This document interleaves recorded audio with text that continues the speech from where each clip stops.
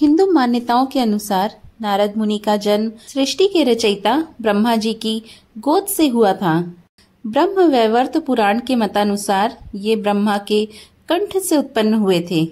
जो भी हो, नारद को ब्रह्मा के 10 मानस पुत्रों में से एक माना गया है। आइए जानते हैं नारद मुनि से जुड़ी 3 रोचक कथाएं। पहली कथा, जब नारद बने स्त्री। कहते हैं कि भगवान विष्णु ने नारद को माया के विविध रूप समझाए थे। एक बार यात्रा के दौरान एक सरोवर में स्नान करने से नारद को स्त्रीत्व प्राप्त हो गया था। स्त्री रूप में नारद 12 वर्षों तक राजा ताल जंग की पत्नी के रूप में रहे। फिर विष्णु भगवान की कृपा से उन्हें पुनः सरोवर में स्नान करने का मौका मिला और वे पुनः नारद के रूप में लौट आए। दूसरी कथा, जब नारद को मिला श्राप।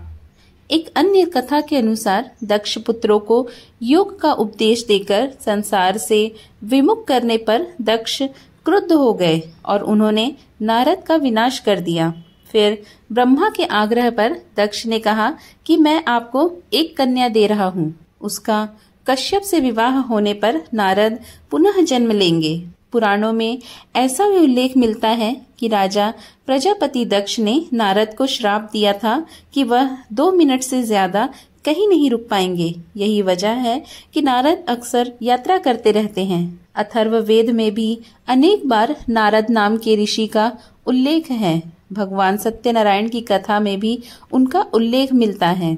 यह भी कहते हैं कि दक्ष प्रजापति के 10,000 पुत्रों को नारद जी ने संसार से निवृत्ति की शिक्षा दी, जबकि ब्रह्मा उन्हें सृष्टि मार्ग पर आरूढ़ करना चाहते थे। ब्रह्मा ने फिर उन्हें शाप दे दिया था। इस शाप से नारद गंधमादन पर्वत पर गंधर्व योनि में उत्पन्न हुए।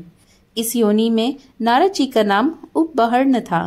यह भी मान्यता है कि पूर्व कल्प में नारद जी उपबहर्ण नाम के गंधर्व थे।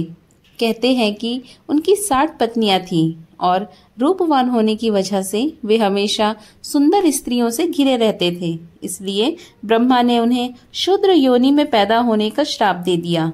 इस श्राप के बाद नारद का जन्म शूद्र वर्ग की एक दासी के यहाँ हुआ।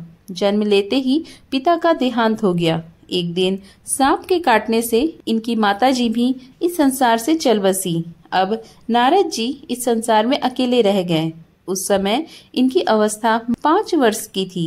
एक दिन चतुर्मास के समय संत जन उनके गांव में ठहरे। नारद जी ने संतों की खूब सेवा की। संतों की कृपा से उन्हें ज्ञान प्राप्त हुआ। समय आने पर नारद जी का 5 भौतिक शरीर छूट गया और कल्प के अंत में ब्रह्मा जी के मानस पुत्रों के रूप में वे अवतीर्ण हुए।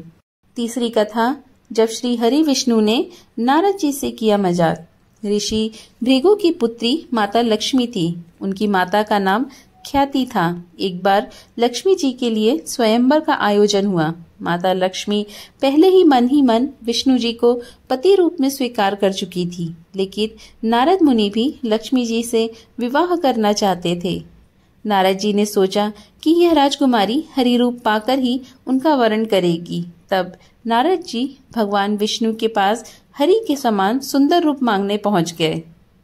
विष्णु भगवान ने नारद की इच्छा के अनुसार उन्हें हरि रूप दे दिया। हरि रूप लेकर जब नारद राजकुमारी के स्वयंवर में पहुंचे तो उन्हें विश्वास था कि राजकुमारी उन्हें ही वरमाला पहनाएगी, लेकिन ऐसा नहीं हुआ। राजकुमारी ने नारद को छोड़कर भगवान विष्णु के गले में वरमाला डाल दी। नारद जी वहां से उदास होकर लौट रहे थे तो रास्ते में एक जलाशय में उन्होंने अपना चेहरा देखा। अपने चेहरे को देखकर नारद हैरान रह गए, क्योंकि उनका चेहरा बंदर जैसा लग रहा था। हरि का एक अर्थ विष्णु होता है और एक अर्थ वानर भी होता है। भगवान विष्णु ने नारद को वानर रूप दे दिया था। नारद समझ गए कि भगवान विष्णु ने उनके साथ छल किया। उनको भगवान पर बड़ा क्रोध आया। नारद सीधे बैकुंठ पहुंचे और आवेश में आकर भगवान को श्राप दे दिया कि आपको मनुष्य रूप में जन्म लेकर पृथ्वी पर जाना होगा। जिस तरह मुझे स्त्री का वियोग सहना पड़ा है, उसी प्रकार आपको भी वियोग सहना होगा। इसलिए राम और सीता के रूप में जन्म लेकर विष्णु और देवी लक्ष्मी को वियोग सहना पड़ा।